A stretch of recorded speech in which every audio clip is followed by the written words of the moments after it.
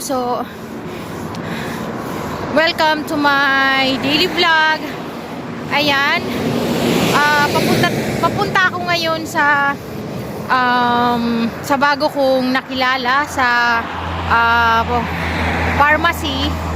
Papunta ako ngayon dito sa andito ako ngayon sa Black Bull Street. Papunta ako sa bahay nila sa Invicta Road. Ayan, naglakad ako mula sa bahay namin kasi papasok yung amo ko. So ayun, sayang din yung yung gasolina, kaya naglakad ako. Siguro naglakad ako ng 30 minutes, pero andito na ako sa medyo malapit na sa kanila. So, yun.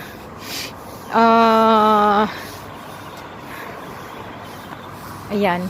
Malapit na ako sa bahay nila ni Ate Lizelle Villanueva na taga Quezon, taga Lucena. Ayan. Andito ako sa harap ng ng Papas chips. Yun. So, kaunahan pa ng konti yung bahay nila ate. So yun, si Ate Lizelle na taga Lucena, nagluluto siya ng mga Pinoy food dito sa UK, kaya pupuntahan ko siya kasi nag-order ako ng crispy pata, tsaka ewan ko kung ano pa yung niluto niya, kasi meron siyang parang kutsinta, meron siyang pansit, may ano pa siya. So ayan yung street. Ayan, nakikita nyo mga kangso. Ayan, Invicta Road. So ito yung kanto ng street nila. So dito ako sa kabilang kalye, kasi dito yung dito sa side na to yung bahay nila. So dito ako galing kagabi, pero nakasasakyan kami, kaya ngayon medyo hanapin pa natin yung number ng bahay. So yun.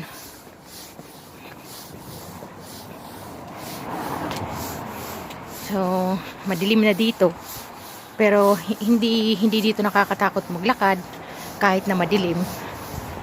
Yan, yung nilakad ko siguro mga 45 minutes. Ganun, galing sa bahay papunta dito sa bahay nila. Dahil Sunday, hindi masyadong maraming naglalakad or mga tao. So malapit na ako sa bahay nila. So ayan, nag-doorbell na tayo, pero wala pang nagbubukas sa atin.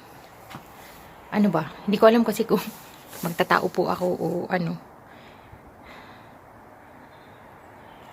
Saan kaya si ate? Yung pag-doorbell ko pala, hindi tumalab. Ayan na si ate. Ayan na, nagbukas na si ate. Hello. So ayan mga kanguso, eto na ang crispy pata. May dalawa na tayong bit-bit na dalawang bag. Pauwi na ako. Ayan. Shout out kay Ate Lizelle Villanueva from Lucena, Quezon Province. Ayan, at saka kay Kuya Joel sa asawa niya. Sobrang sarap ng ng crispy pata. Tinikman ko na habang nandun sa bahay niya. Tsaka thank you so much ate, dahil pinatikim mo sa akin yung biko na masarap. Ang sarap mo ate magluto, sobrang sarap. Yung sausawan pa lang nung crispy pata, panalo na. Kaya sa mga gustong umorder, Sa mga gustong umorder ng crispy pata, PM lang po sa akin para i-refer ko kayo dun sa bago kong kaibigan na ate na sobrang sarap magluto. Yung siopaw ang sarap. Sobra talaga. So, yun. Message nyo lang po ako para ibigay ko sa inyo yung number ni Ate Lizel. Kung gusto nyong matikman ang luto niya. Taga dito po siya sa Folkestone.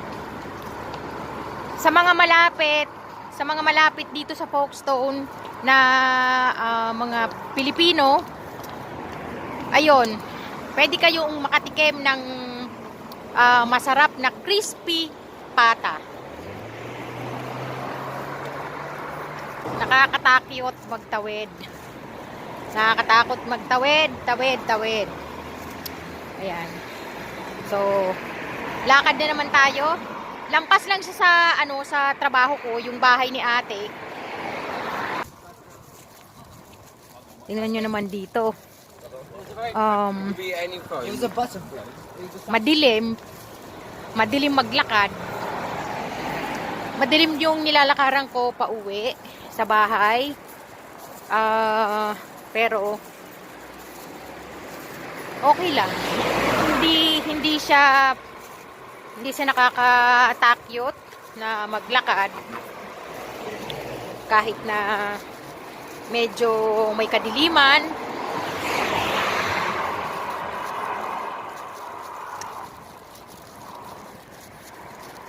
Na mag-isa ka lang dahil nga linggo, walang masyadong naglalakad dahil nga linggo. So yun, ako lang mga kanguso ang naglalakad. Sobrang lamig,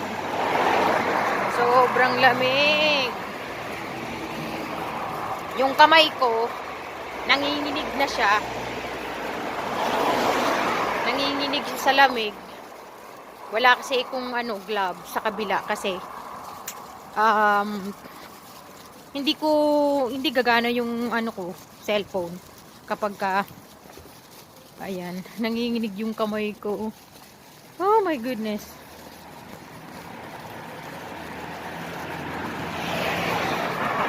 So, pagdating ko sa bahay, lalantakan na natin yung crispy pata. Dalawang malaking crispy pata yung binili ko. Mura pa. Sobrang mura. Ay, mura dito sa pera dito nila. Kano nga ba? 15 pounds ata yun yung bili ko sa crispy pata. Dalawa na siya. So, pag hindi naubos, mo siya. Iluto sa Mang Tomas. So, bibili pa pala ako ng tamo. Nanginginig yung pagsasalita.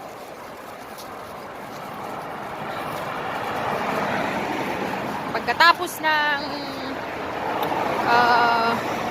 palaro ko kanina, yan, rumampa naman para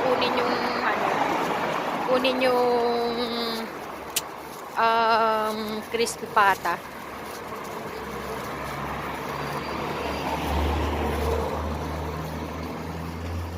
Yan. Paano ko kaya ito ilalapag hanggang sa bahay? Yung kamay ko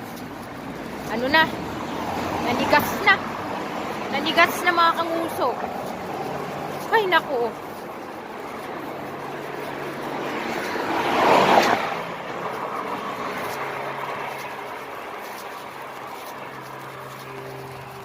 Malayo-layo kasi. Malayo-layo yung bahay ni ate sa bahay namin. Kasi ano eh, yung dadaan ko pa yung ano, yung ah, sa sa trabaho ko, dadaanan ko pa siya. Tapos sa unahan pa siya. Nasa gitna um, nasa gitna yung trabaho ko. Tapos basta mga siguro mula sa bahay namin papunta dun sa bahay ni ate, siguro mga 45 minutes siguro na lakad.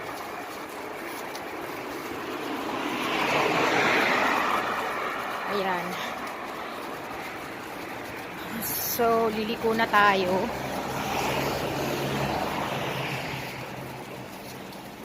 Ayan. Dito yung ano, dito yung madilim. Madilim talaga sa yung lilikuan ko na siya. Ayan. Madilim, hindi nyo na ako makita. So, mamaya na ulit. Mamaya natin itutuloy ang pag-uusap. Ay mga kanguso, samahan nyo akong magmukbang ng ayan, crispy pata, 2. Meron akong siyempre sausawan na maanghang, meron pansit, at saka meron akong napakasarap na siopaw. So, ayun. Shout out kay Ate Lisel Villanueva na una kong nakilala dito sa UK, sa Folkestone, kung saan ako nakatira. Ayun. Shout out sa iyo, ate, sa napakasarap mong siopaw at saka pansit at crispy pata. So, sa mga gustong umorder, order na lang po kayo. Ayan. Napakalutong na balat na may sili.